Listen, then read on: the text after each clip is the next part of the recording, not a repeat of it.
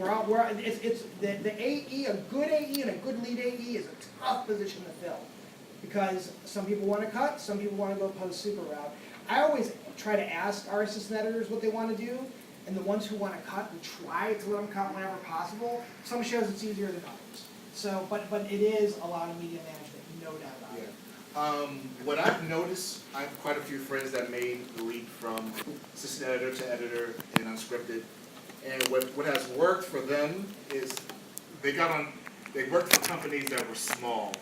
And so when things slowed down, they were there to do a lot of editing. Right. And so when that show was over and they called them back, they were easily able to come in, and then the move up was a lot faster versus in a lot of the competition shows. A lot of those shows, they have so many assistant editors. Yeah. And there are a lot of people that have been there for years, so it depends. Like the wait might be a little longer to get the opportunity. So, I mean, like he was saying, there's so many different routes. Right. Because meeting producers is a good way about it. I think 100% of the jobs I've had have been from a recommendation from someone who I worked with prior. I don't think I've actually cold interviewed for a job in years, really. And they're all producers. None of them, I haven't gotten a job from another editor, aside from Megan. There's one job, all right, it didn't make my career. No, but it was one of the funnest jobs I ever had. Oftentimes when assistant editors are starting out, we have to do a lot of night shifts. So sometimes we don't get to meet as many of the producers and the people. So get there early. Right. So yeah, exactly. Well, that brings up another point. How do you pay your dues, and how do you show that you're trying to do things and do extra stuff? How do you do that without burning out? Can I say one more thing to Sure. that last question? Sure. I'm sorry. I also want to say, don't be afraid to edit things for YouTube or things for, because there's a lot of streaming services that are becoming huge. Everything's becoming huge. Just like you saw Issa Rae's Awkward Black Girl, which was a YouTube series, is now on HBO as Insecure. Right. So if you have friends or you see posts of people saying, hey, I need an editor for this YouTube show, don't be afraid to do that, because that could be a direct route to being an editor instead of taking the assistant route. Nice. I forgot what I said before, but The burnout. Oh, the burnout. How do you do all these things, staying after or showing people that you're trying to, move on up or do things on your own, cut stuff for free? How do you do all this stuff? And maybe it's not a simple answer, but what do you guys try to do, to try to combat that burnout? Well, for me, self-care is really important. And what self-care to me means is I work out most mornings, or at least take a really long walk with my dog. I also make a point to take breaks during the day. I'll just do like a 20-minute walk around the block, and I do that twice a day. And that's enough. I just kind of get the blood flowing, get my brain off of what I'm doing, because actually when I'm on that walk, I'm probably solving the problem that I'm having in the other day. Right. It just gives me time to walk away. I also make a point to not have my lunch at my desk. First off, I think it's gross. Because I walked into other editors' bays and they've just finished their meal, and their whole room just smells like, cabbage or whatever it is they just ate. Please don't eat in your bay. Walk away from your desk. So I just think that self-care is really important. And maybe you're working 6 days, hire the housekeeper, because she's not going to be that expensive compared to what you're getting paid for that 6th day. And it's going to make the best out of your 7th day. You're not going to be spending that day doing your chores necessarily. So that helps. I would say find something recreational that you're passionate about, like dancing. Like we're salsa dancers. I have quite a few friends that like to do karaoke or trivia night, and oftentimes I end up doing that with my coworkers, and we start building relationships like that way, So, and oftentimes if you're going to be working many hours, your coworkers will be your friends. So, try to see what you guys have in common that you like to do for fun. It's easier when you're young. I was do it while you're young. It's so true, right? Before you have children. And before we had kids, when we were coming out, I can tell you how we did it. It was a lot of Mountain Dew. Yeah. I mean, that was it. There was no sleeping, and it's awful. It's the opposite of self-care. And I went, and now I don't know how we would have got to where we got to without the lack of sleep and the crazy hours. I don't think I could do it now. You know, Right. so I mean, look, if you're young, you know, you can abuse yourself a little bit more than when you're older. If you're older, you just got to be a lot more strategic. And you know, and these days, if we're like trying to break into a new network or trying to do something different, we're doing it on our own terms because we can afford to. And I'm not. She won't let me drink Red Bull anymore. So. Yeah, and make sure you love it, because I remember the long nights. It was fun, you know, especially if you have other people with you. I remember I would work my 10-hour shift, which was like minimum in reality TV. Then I would come home and work on a side project all night, but I had like collaboration, and it was fun. So make sure if you're in this business to make sure you're enjoying yourself. Make sure this is where you want to be. Now, some of us don't work on a show that's been around for 50 years or whatever. This is a transition. It's not just a dig. We seem to have this conversation every few years. What's the future of reality TV? Is it going anywhere? Is it this? Is it that? In your guys' experience, do you think, Jen, you seem to have some pretty strong opinions. Do you think it's going? Do you think this unscripted world is going anywhere? Is it getting bigger? Is it getting smaller? There's so much content out there. What is the future of this type of work? I don't think that reality television is going anywhere, but it is in a constant state of evolution. So you just have to constantly think of ways to keep it fresh. You have to constantly keep yourself self-relevant.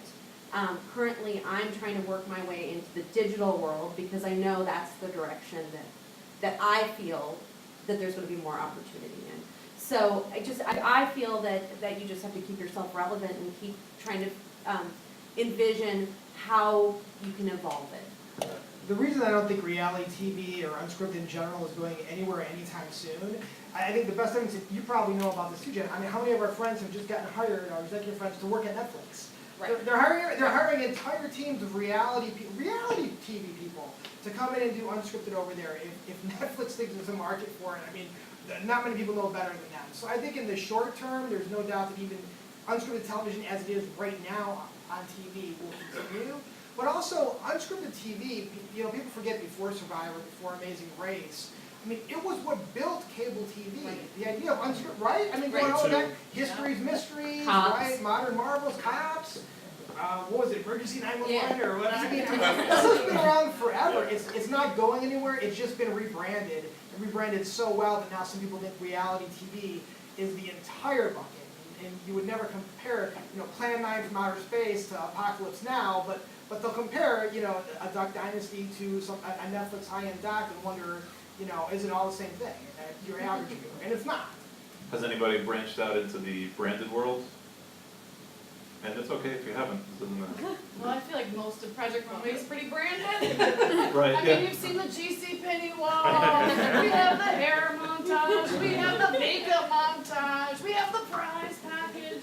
But I haven't done any of that, but I would be interested in it.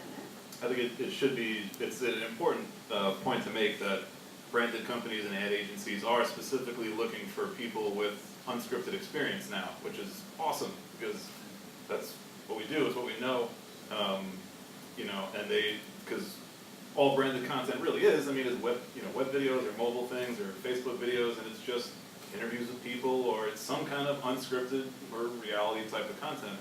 So keep that in mind as well. It's another little benefit of this side of the industry is that it can lead to a lot of other things. I feel like our skills are applicable to a lot of other, you know, types of industries.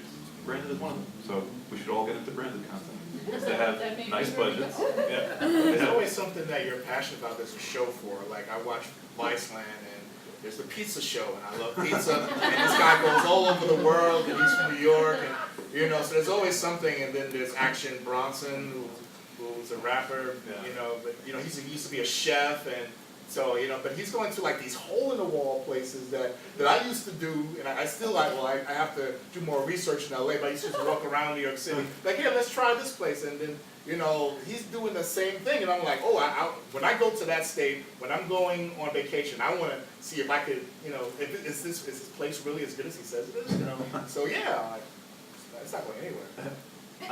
Do we have anybody else have any other questions in the audience? It's okay if you don't. It's really on there. Yes?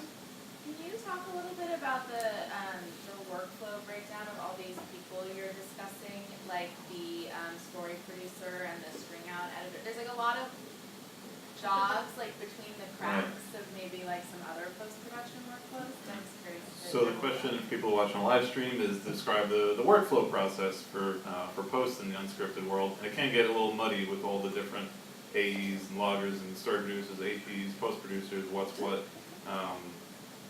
Guys, anybody want to take now? I was just writing this workflow thing out for Oh, a yeah? new show Nice. this morning, so it's fresh in my mind. Go for it. So basically, I mean, I'll just start from the beginning. So when you're going to shoot a show, you have your executive producer, and underneath your executive producer, you sometimes have co-executive producers or supervising producers, and the executive producer is the person with the overall vision for the show. They're communicating with the network, the production company, and they're providing that vision that we're all following. Now, the co-executive producers, or supervising sometimes in this position, are people that are more focused usually on one specific element, whether that is production or post, and they're taking that executive producer vision and communicating it out to, whether that be, let's start with field. So this co-executive producer of field then would be responsible for everyone in the field. So field producers that are producing the talent, moving the talent around, helping sort out that creative on the floor, meaning like helping tell the talent what's going on or preparing them for what we're going to be filming today. Then you, oh my God, this is going to get so convoluted. I know. So then you've got your segment producers or APs that are helping support those people, whether they're taking notes or helping move cast around under the direction of those producers. I'm probably going to forget people, so if anyone else jumps in, I'm cool with that. And then you've also got your director, and the director is communicating that same vision, that executive producer vision, to the camera people and crew, and responsible for blocking and capturing this vision, whatever it is, and making sure they're covered with all the different angles and all of that technical stuff. You've got your audio people, you've got your camera people. Those people are just technical jobs that are responsible for literally filming or recording audio. Then you've got your PAs and support staff, which have a various responsibilities. What about on the post side? Yeah, I'm let's sorry. do post. So post, you've typically got maybe a co-executive producer or a supervising producer that's in charge of post. That person is in charge of not only the creative vision that the EP has laid out, but also managing the staff and the budget and all of those things. That person is in charge of a post supervisor who oversees editors from a managerial standpoint, and the budget from a managerial standpoint, and the assistant editors who help prepare the footage. So in an unscripted world, again, assistant editors are becoming more technical, where they are responsible for organizing, loading, transcoding, ingesting all this footage, and organizing it, grouping it, doing all the things that prepare this footage to be used by then the story producers. Story producers typically take this raw footage from a specific scene and they create string outs. So the string outs are very roughly, usually, edited sequences that then will be turned over to an editor to actually edit. And so then you've got the story producers, and you've got the story editors or story assistants, and those people do string outs as well. But the producer does more of the helping craft bites and really supporting the editor and collaborating with the editor on the story. Versus the segment producer is more of like a helper. That person, does very long, very rough string outs and just sort of supports the team. Did I miss people on this? Sure. Well done. Yeah, does anyone else have anything to add? No, that's pretty much covered it. I think, I just wanna mention back on a earlier note, that in trying to make your way up the ladder, Mary, you have a pretty good insight on this, that MPEG allows you, to work under different classifications, right? Is that, or what's the kind of, where is like, I forgot how I wanted to word this, but How many days a year how can many you days work a as an year, editor? right, how many days a year Allowed. can an assist work as an editor? Or, I don't really know. come on, Mary. And I'm on the board and I'm a little embarrassed by that, but that's out of my world, so I'm There's a sorry I market. don't know. Was that? I think it's 32. I think it's 30. I think it's 30. It's 30 days Yeah. before, Yeah. before we have to join officially. Oh, all right. If your editor lets you as the assistant at cut, you're not breaking union rules. Like, I just wanted to clarify that, because it's, Okay. yeah. Yeah, you're That's- allowed that's to allowed. have cold opens, Yeah. that kind of stuff, definitely. Well, thanks, Mary. And Also, Megan, assists, cut, previously ons and next ons. As titled as an assistant editor, credited as an assistant editor. Okay. And anybody else have any questions before we kind of wrap it up here? Nope. Okay. Lastly, just want to ask everybody, what do you think is the one big mistake that you think you've made in your careers that you would love to go back and correct, or maybe there was an attitude you had about a certain way, about a certain situation, or if you've made all perfect choices this whole way, it's totally fine. That's okay too. But is there anything you wish? This is a good question. Anything you wish that you could tell your younger self to do a little differently, or maybe encourage your younger self to do a different way? I would tell my younger self, because when I used to work at dub houses, I hated that job. So there are days I wouldn't come in, and they needed me in. Right. I had to learn the hard way. Like, I was fired, and they let me go. And it was really, I was working like 3 or 4 jobs, and then, I realized that, even if I'm at a place where I don't want to be there, just still bust my ass, be a part of the team, and then, just try to find a way to move on to something that I would want to work with or want to work on. So I would go back and tell my younger self, just hang in there, and just always be available, and I would say just be a big team player, and which I eventually did, because I think that was a hard lesson for me. Right.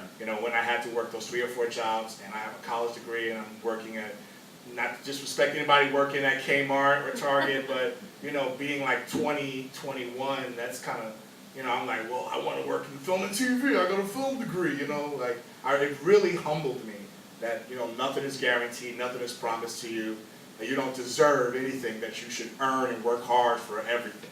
I think it's hard to have a good personality when you're having a shitty job, but I think people notice that when you do. They I absolutely think do. people notice when loggers have kind of it's a headache of a job and it's not the most glamorous, but I think people really notice when, this guy's actually got a sunny disposition. He's not, this is the shittiest job in the world, and just kind of sludging through it. I think that really comes through. I would advise myself to get to know your editors. I came in working in reality, and I was a night AE, and so it was just all of us AEs, together, and I never got to really know my editors. And so I didn't have a lot of mentors, and I feel like, that really hurt me as I was trying to progress in my career. So I would advise anyone to get to know your editors, build relationships with them, because once I learned that valuable advice, then that's when I began to have lunches and coffee breaks with my editors and get to know them, and that's when I was even offered more jobs. But just building that relationship is very, very important. For me, even today, I wish I had time to just sit behind editors and just watch them work, because every editor has their favorite shortcuts, and I learned so much just sitting in a bay with someone else. They'll have some quick way that they can, auto patch the tracks, for example, I learned just a few years ago, which I'm like, that's a game changer, and I didn't even know about it, but I was sitting behind an assistant editor, actually, and they happen to have that set in their, That restore default patch? yeah, we sort of That's- all had it. That's the best thing. Love it. So I wish I had more time, even now, to just sit behind editors and watch them work. I'd like to piggyback on that. You spoke earlier about that, about, where you want to work at in post-production. Whenever you get that moment that's free, like just shadow as much as you can, assistant editors, Yeah, if you have downtime in between shows, if you've got a couple weeks off, go shadow Right. somebody, go visit. Right, or just ask your producer, hey, I got done with this amount of task, and I Right. just sit in with the assistant editor for a couple hours to see what they do. Oh, sorry. Mine is, don't make enemies. You make one enemy in this town, one, and that person can follow you around like a little rain cloud. And when that big job comes up that you really, really want, they can say to that production company, if you hire this person, I will quit. And just that alone could change your career, or could stop you from getting a job you really, really want. So even if someone is a complete, moron, and you can see it, you have to make it work in this town. You have to make every effort to have everyone like you all the time, because if you don't know where that person's gonna be tomorrow. I would tell myself, because I think my biggest disappointment, and maybe we're all past that now, but was overestimating the value of a good school in college. Overestimated? Overestimating, yeah, because when I went to Cuyahoga Community College in Cleveland, and was a transfer student to UCLA, and I was like, wow, now everything's gonna change. I'm gonna meet all these amazing people, and they're all gonna be, this is gonna be like, it's so different than Cleveland. Right. And it wasn't. My teachers in Cleveland were way better. My teachers in Cleveland were all professionals who got me jobs in Cleveland. My teachers at UCLA were frustrated filmmakers.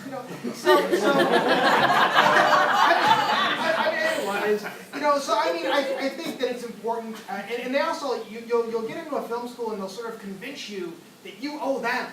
You're lucky to be there, and what are you doing for the school? You're paying them a lot of money, that's what you're doing, okay? So you make sure you get every single thing you can out of that school, and it's not about them, it's about you. You're the customer. The one thing I would tell myself. The other thing I would tell myself is, one day it's all going to be okay because you'll meet your wife. and that's all. Brownie points. I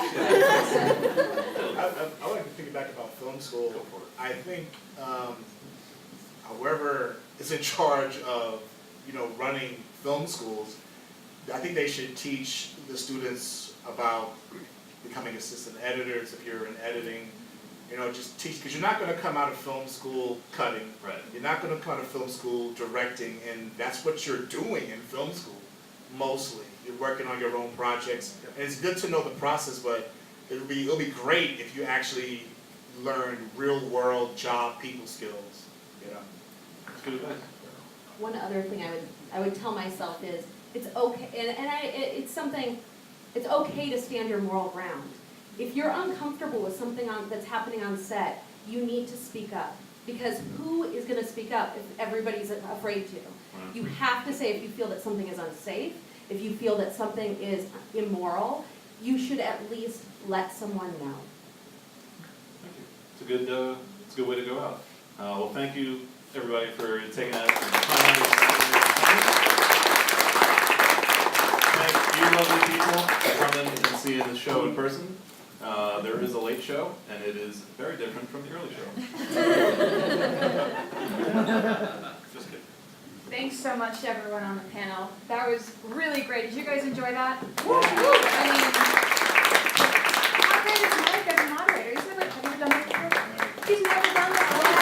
I just want to say, as we head into 2018, we're going to be thinking a lot about the kind of events we're going to do over the next year. So if you've got an idea for a panel or an event, or even if you're interested in being a panelist, reach out to one of us. I mean, earlier this year, Sean and I talked about that, right?